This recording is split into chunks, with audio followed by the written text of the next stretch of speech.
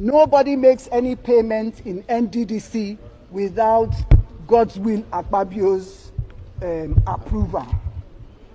When we first came to NDDC, on the day of going for the inauguration, he told me in the car that, Madam MD, if you don't do what I say, the same pen with which I used to sign your letter, it will be the same pen that I will use to remove you.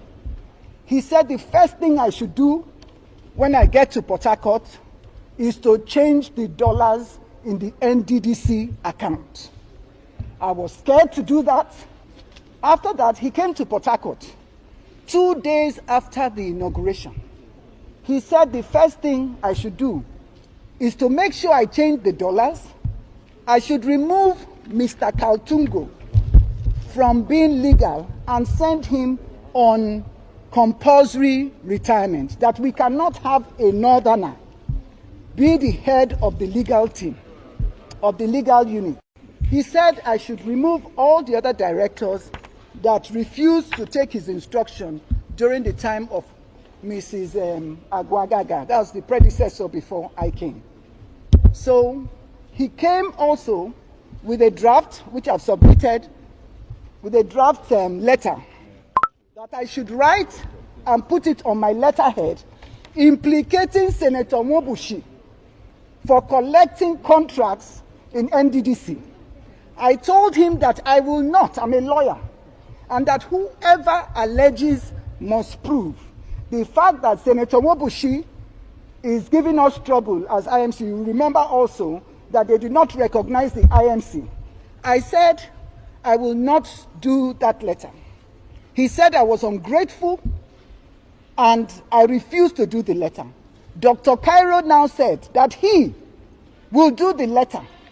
If Akpabio tells him to kill, he will kill before he asks, why did he kill?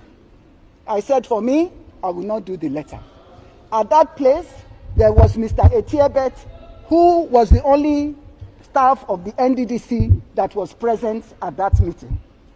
When he finished, he now asked Dr. Cairo to go and send for the letter-headed paper from the office.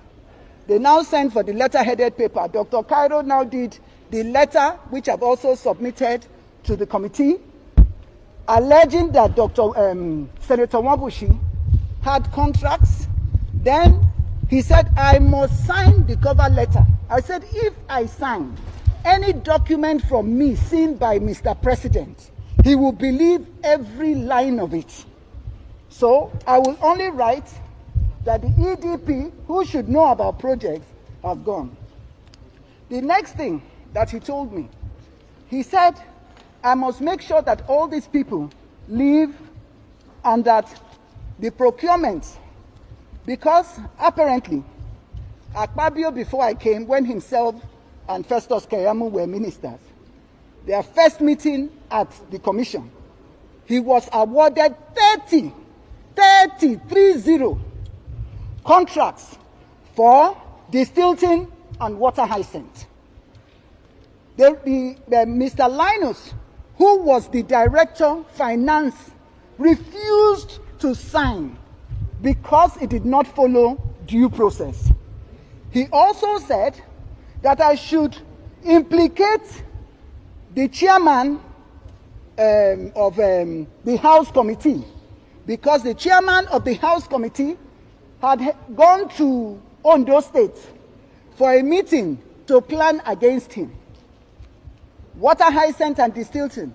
They said that the budget for water hyacinth and distilling was, I think, for about 3 to 5 billion. I'm not sure exactly how much. But that the NDDC, before I came, had overstretched itself to about 50 billion for water hyacinth and distilling. And so the National Assembly had written us, they have it also, they had written us that we should not pay for anything like that. He said, and guess what? Akpabio never signs any documents. He will always refuse to sign, but he will tell you to go and commit the fraud.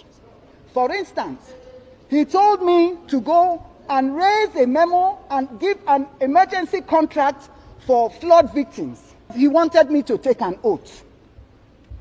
He has denied that, but I want to say today, he told me up to 3 times until we had a reconciliation meeting at the